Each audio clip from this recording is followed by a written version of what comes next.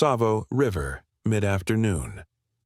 A baby elephant stumbles down a dusty incline near the riverbank, his small feet sliding awkwardly against the loose soil. His left front leg buckles slightly with each step, bending in a way that signals more than clumsiness. He's not more than a few months old, skin still smooth in places, ears too large for his head, movements unsteady. He does not trumpet. He does not run. But with every few paces, a low, rhythmic cry escapes him, rising just above the hum of insects in the dry air. The waterline is cracked and narrow, shrinking under August sun. There are no other elephants in sight, no distant shapes, no dragging tracks beside his own. The calf's shadow trails behind him, long and shaky, as if it too isn't sure where to go. He walks parallel to the river, not toward it. Dust clings to the backs of his ears, and tiny stones stick to the damp edges of his cracked feet. Each time his weight shifts to the injured leg, he winces, his body dipping lower to compensate. Still, he doesn't stop. He moves forward, slow, aimless, but deliberate. At the northern edge of the reserve, Elias, a field ranger, had just begun the afternoon patrol when the sound reached him. A drawn-out moan, quieter than a trumpet but more deliberate than a breeze. He looked up from the water records in his hand, squinting toward the tree line. The calf appeared moments later, stepping out with a kind of dazed insistence, head slightly lowered, trunk dragging loosely across the earth. No adults followed. Elias stayed still. The calf stopped too, breathing heavily, sides rising in uneven rhythm. Elias signaled to his colleague, a quiet nod that said everything. There was no herd, no obvious cause, and no time to guess. If the calf had wandered alone this far, something was wrong. Very wrong. Calves this age don't stray. They're never allowed to, unless the herd was gone, or he was left behind. Either meant survival was now a question of hours, not days. The calf moved again, this time toward the scent of water and distant human presence. His body shifted slightly to the right away from the injured leg. His trunk curled once but didn't lift. His cries came again, softer now, not from the lungs but somewhere smaller inside. There was hunger behind the sound, but also something else. Exhaustion. Maybe pain. Maybe both. One ear hung lower than the other, streaked with dry blood along the edge, likely from brushing too hard against thorn branches. His sides bore shallow scrapes, but no fresh wounds, no bites, no clear trauma beyond the leg. Elias stepped forward, slow and sideways. The calf paused, but didn't retreat. His eyes tracked the man, dull and unsure. No panic, no charge. He swayed slightly in place, trunk flicking dust into the air before falling limp again. If he had energy to run, he would have. But he didn't. That was what made it urgent. If he collapsed now, the heat would finish what the wound started. If they moved too quickly, he might bolt and fracture the leg entirely. If they waited too long, infection could set in deeper. Every option was weighted. Elias crouched low and whispered, "You're okay." Just once. Just enough to break the stillness. The calf didn't respond, not in any obvious way. But he didn't back away either. He took one more step forward, a short, uneven shuffle, and stood 10 meters from the ranger, ears flapping weakly against the rising heat. Then he cried again, one long trembling note, and leaned into the emptiness. Behind him, the dust swirled gently where the wind caught his path. No prints but his own. No sound but the steady, labored breath of a calf too young to be alone. The calf reached the outpost perimeter by late afternoon. The wind had died down. Dust settled across the clearing in faint, chalky layers. Elias stood near the outer water drum, holding a shallow tin basin filled with soaked rags, his eyes fixed on the approaching figure. The calf moved without rhythm now, the limp more pronounced than before, each step shorter than the last. His trunk dragged in the dirt, not searching, not curled, just heavy and trailing like a rope without tension. His sides heaved softly. He was too small to be alone, too quiet for his age. He crossed the short patch of scrub and halted within arm's reach of the man. Elias didn't move. He waited.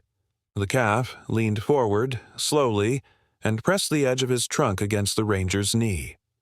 Not a full touch, just enough to know someone was there. Then his head dipped and his shoulder brushed against the man's leg. He stayed there. No sway, no breathless panic, just stillness. Elias let his hand drop, brushing the calf's ear once, then lowering it. The skin was warm, dry, slightly cracked near the folds. The calf didn't pull away. When Elias shifted to place the basin down, the calf followed. One half step, unsteady but focused. When Elias paused, the calf stopped too. His right front leg trembled from the effort. The wound beneath it, hidden in the joint crease, had swollen since morning. Infection was likely spreading. Elias could smell the faint metallic edge of pus mixed with dried blood. He didn't flinch. He crouched slowly, letting the elephant's side settle against him. There was no resistance, only weight, only quiet insistence. The other rangers stood at a distance, giving space without instruction. One of them whispered, "He won't let go." Elias didn't respond. The calf's breathing was deep but irregular. His ears flapped weakly, more from instinct than energy. Flies gathered at the curve of his belly. His tail barely moved.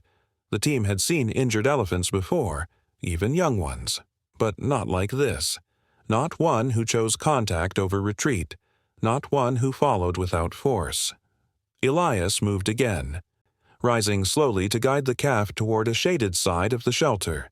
The calf came with him, step by step, not led, not pulled, just close behind, each foot dragging slightly off-center. When Elias stopped beneath the roofline, the calf stopped too.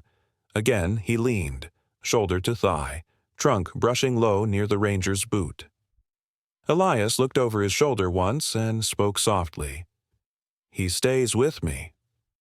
They laid out a clean tarp and placed the shallow water basin beside it. Elias removed his outer shirt and folded it into a square, laying it near the edge. The calf didn't touch the water, didn't examine the space. He lowered himself down awkwardly, front legs folding first, back legs hesitant. It took nearly 2 minutes. When his chest finally touched earth, his head rested not on the shirt, but pressed lightly against Elias's boot. What was at risk now was time. If the infection reached deeper joints, the leg might not recover. If dehydration took over, his organs would begin to fail by morning. If his trust was disrupted, any attempt to help him could trigger panic strong enough to rupture something worse. The margin was narrow. The calf had chosen this man, and, for now, it was the only reason he was still upright. The sun dipped low behind the thorn trees. A soft cry came once, not loud but present, from the calf's throat. Elias shifted only enough to place one hand near the small skull, fingers lightly against the skin.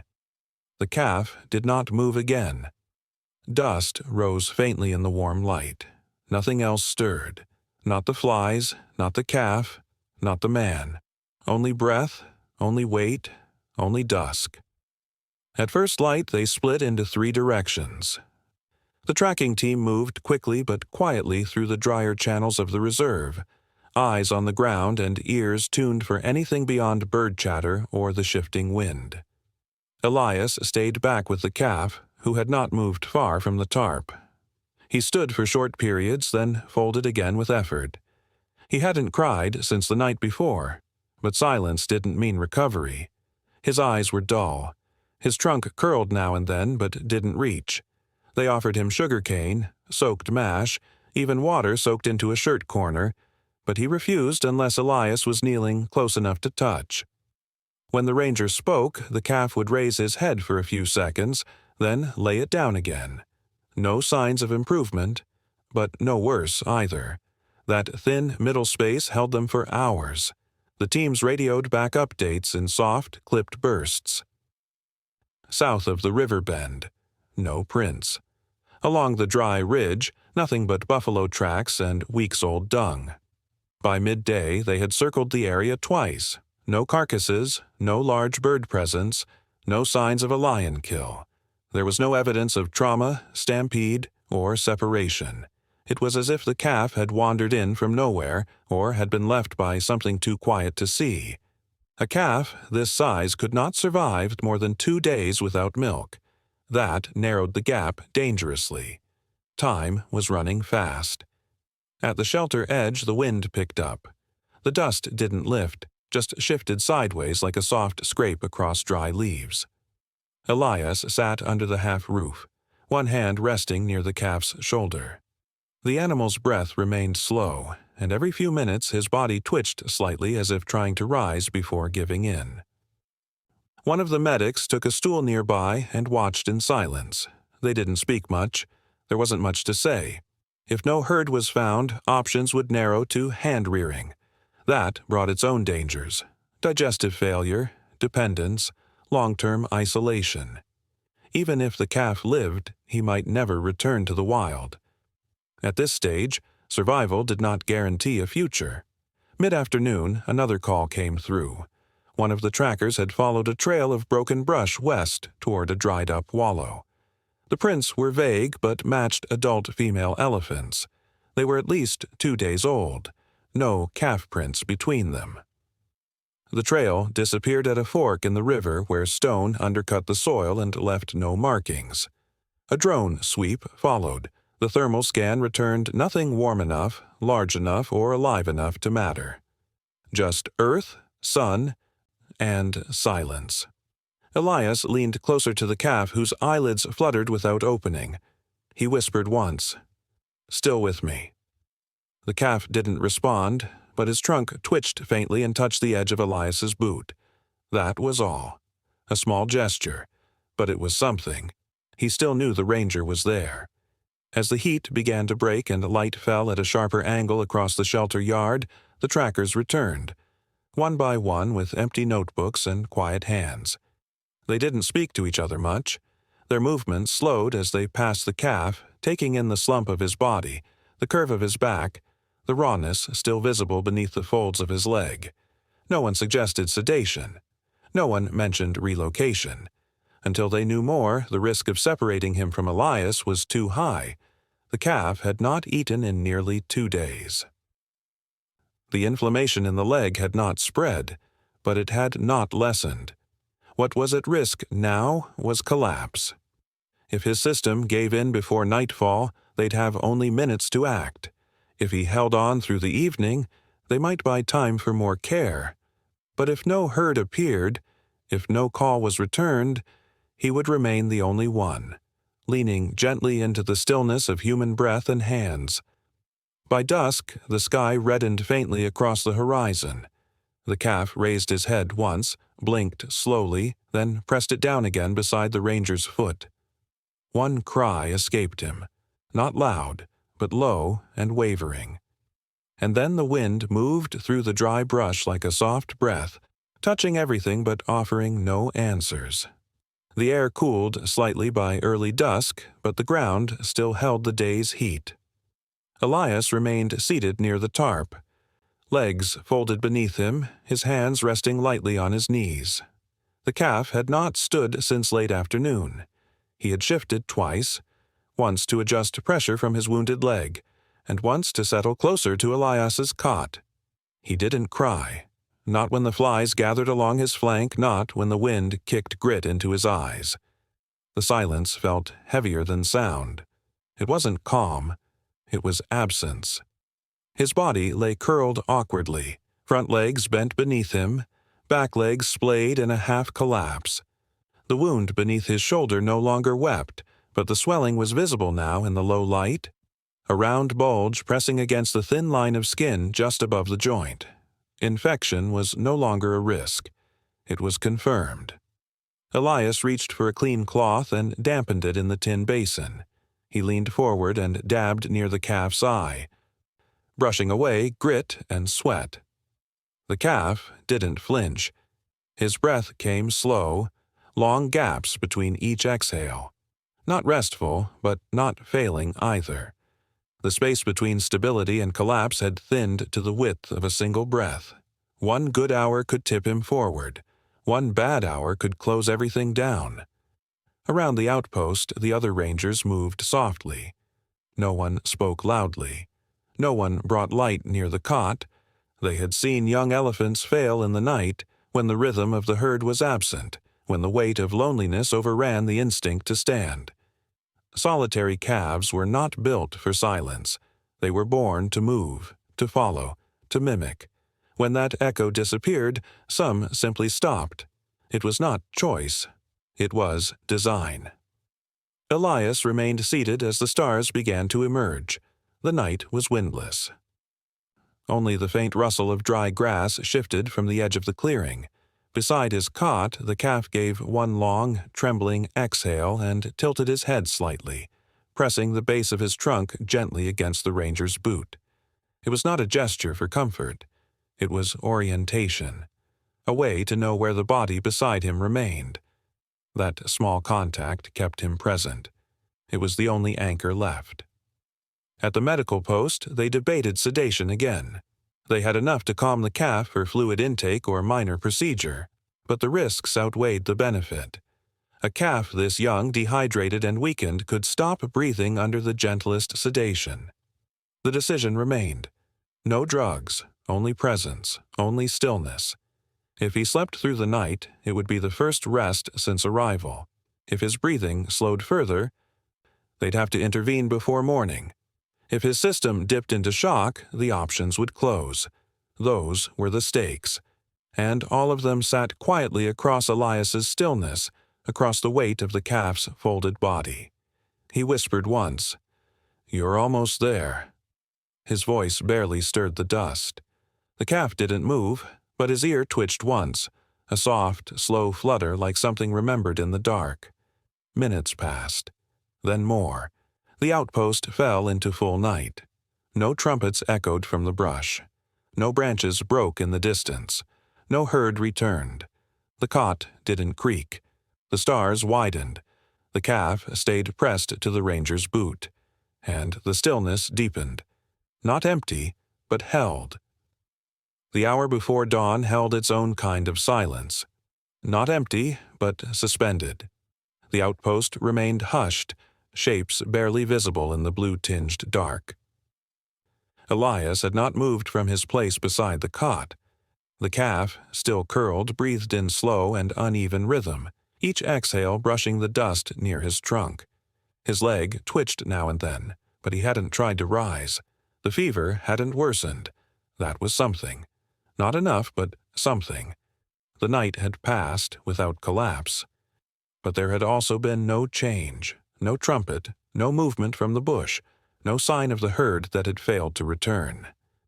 The first sound came without warning, sharp, high, distant, too far for detail but clear enough to be unmistakable. A trumpet, not wind through a branch, not the bark of a bird. It echoed once, cracked slightly at the edge, and faded behind the ridge that marked the old eastern slope. Then silence again, short, tense. The team froze, not in fear, in listening. As if the air itself was waiting for confirmation. Then, slowly, the calf stirred. His ears lifted, not fully, just enough to catch the weight of the air. His eyes opened halfway. Elias leaned forward, whispering his name softly. The calf didn't look toward the man. He looked past him, eastward. Then his trunk moved, curling upward in a small, unsteady arc. And from somewhere deep in his chest, a broken, breath-heavy sound escaped. Not a full trumpet. Not strong, but enough. It was an answer. Elias stood. No sudden movement. He signaled to the others. Within minutes, boots were laced, packs shouldered, a drone readied for launch. The vet remained behind, just in case, crouching beside the calf who now struggled to sit upright. He didn't rise, but he shifted. He lifted his head again. A second call never came. But the direction was clear. Eastward, across the rocky slope, where the ground broke into gullies and trees grew in tighter knots. They checked coordinates. The first call had come from just beyond the 10-kilometer mark. Herd movement in that area was rare this season. The soil was too dry, the forage too sparse. But elephants did not always follow logic. They followed safety, memory, and need. If it was the mother, they had a window. If not, the calf could waste what little strength remained trying to follow a voice that wasn't meant for him. Either way, it was a shift, and a choice had to be made. Elias kneeled beside the calf again. The young body trembled slightly from the effort of staying upright. His eyes were dull but fixed eastward. Elias placed one hand along his side and whispered, "We'll find out." The calf let his trunk fall gently across the ranger's knee. Then he lay back down, but not flat. Head raised, ears twitching, waiting. The team moved out by first light. They took the narrow pass between the old baobab and the dry stream bed, climbing gradually toward the high rocks. If the call came again, they'd hear it from the ridge. If the herd had already moved on, they'd find the trail. And if nothing waited on the other side, they'd return with what hope they could carry. Back at the outpost, the calf blinked against the morning light. He didn't cry. He didn't sleep. His body remained still, but alert. Breathing shallow but present. His ear turned toward the wind, as if still listening for a voice he almost remembered. Over the hill, the dry grass moved lightly in a rising breeze, carrying sound across distance, but no new call came, only the hush of morning and the trail of footprints fading into stone. The path toward the ridge was slow and uneven. Loose stones scattered beneath dry brush, and each footfall cracked twigs too brittle to bend. By mid-morning, the air had turned sharp with heat again, shrinking shadows into narrow strips beneath the outcrop. The drone team reported nothing new. No herd shapes, no fresh tracks beyond those left by the rangers themselves. But Elias still walked forward, measured and quiet, marking the direction of the trumpet they'd heard before sunrise. There had been no second call, no sign of motion across the basin, only faint impressions in the dirt and a change in the air. The calf had been lifted gently onto the sled earlier, wrapped in cloth and hay padding, his legs tucked beneath him to keep the wound from folding too tight. He didn't struggle. He hadn't made a sound since the call, but his ears shifted every few minutes, listening. When the group reached the last boundary marker, a worn wooden post half buried in sand, the terrain leveled. The sled was unhitched. Elias crouched beside the calf and unwrapped the straps one by one. The calf rose unsteadily. First one leg, then a pause, then another. The wounded joint trembled under pressure, but he stood. His trunk lifted slightly, catching wind. His ears twitched at something too faint for the team to hear.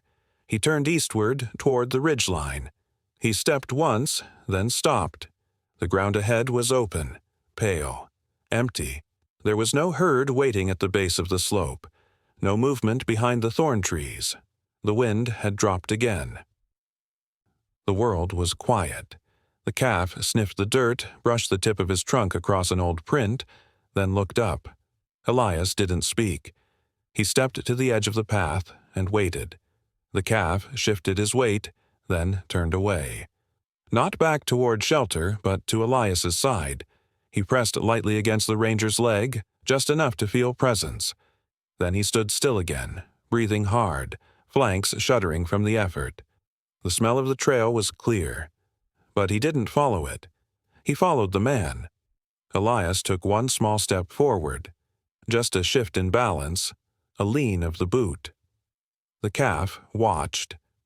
Then, after a long pause, he moved. First slow, uneven, dragging his leg slightly to the side but with direction now. He walked because Elias walked, not because of the sound, not because of instinct. But because the man who stayed still through the night was now moving. This changed everything. If the calf had moved on his own, they might have left him at a distance, monitored from afar, given him the space to search. But now, the risk doubled.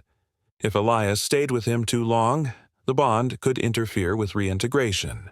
If he didn't stay, the calf might refuse again. He was too young for choices like this, but still, he had made one. He would go only if Elias went too. They walked the first stretch without pause. The calf leaned heavily into each stride. After 20 meters, he slowed. After 40, he stumbled once, then caught himself. Elias stayed one step ahead, never touching him, never pulling. Just present. The team followed behind at a distance. The land dipped near a dry creek bed. There, the calf stopped again. He lifted his head, ears pushed forward, and let out a low, soft moan. Not a trumpet, just breath shaped into sound. Then he looked to Elias once more, waited, and stepped forward again. By noon, they had cleared the ridge. The wind picked up faintly, bending tall stalks of pale grass on the far side. The calf paused at the top and stood beside Elias, shoulder brushing against the man's coat. Below, the open valley stretched quiet and golden. No herd yet, no figures moving. But the dust shifted. The silence thinned, and the calf stayed upright, facing it. They descended slowly into the valley, following a narrow line where the dry grass parted just enough to mark the trail. The heat hadn't lifted. It pressed from above and below, thick in the still air. The calf kept to Elias's side, his steps uneven but determined. The wound on his leg had not opened further, but each shift pulled tight at the swelling, and small flecks of blood began to spot the dust again. Still, he didn't cry. He didn't stop. He followed because he knew the shape of the ranger beside him, the smell, the rhythm, the calm. That was enough to keep moving. Near the bend in the trail, the land curved left, brushing against a low rise of red stone. The rest of the team slowed. Elias raised one hand, more instinct than command. Then he saw her. She stood alone, half-shadowed beneath the slant of a leaning acacia. A fully grown female. Thin. Her side bore an old gash, dry now but deep, and her left flank twitched every few seconds in the way animals do when healing skin tightens. One ear hung low. Her posture was stiff, but her head was raised. Not high, not proud, just present. She didn't trumpet. She didn't move forward. She just watched. The calf paused. His body leaned slightly to the right, weight unbalanced, but his eyes fixed on her. His ears lifted, not fully, but enough to catch scent. A long breath passed through his trunk and his tail gave a short flick. Then he stepped once. Then again. His trunk reached forward, curling briefly toward the air between them. She didn't turn away. She didn't lower her body or shift her stance. She waited. A sound, not from her throat, but her breath, escaped. Long. Unbroken. It carried no warning. No fear. Only stillness. The calf broke into a short run, his back legs wobbling with the motion. He closed the last few meters quickly, stumbling once on a patch of stone, then righting himself.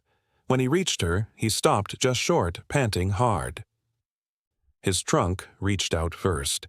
Hers lowered in response. They met gently, not with force, but with pressure. A shared touch, brief and specific, exchanged in the space between effort and memory. Elias didn't move. He remained just beyond the bend, watching the pair. His hand dropped slowly to his side. There was no question now. She had come for him. What followed wasn't a reunion filled with noise or motion. It was simple. She turned slightly, just enough to make room beside her, and waited. The calf stepped into that space, brushing against her leg. His head tilted slightly, touching her side. Her tail flicked once, lightly tapping his flank. That was all. If she had been part of a larger herd, they weren't nearby.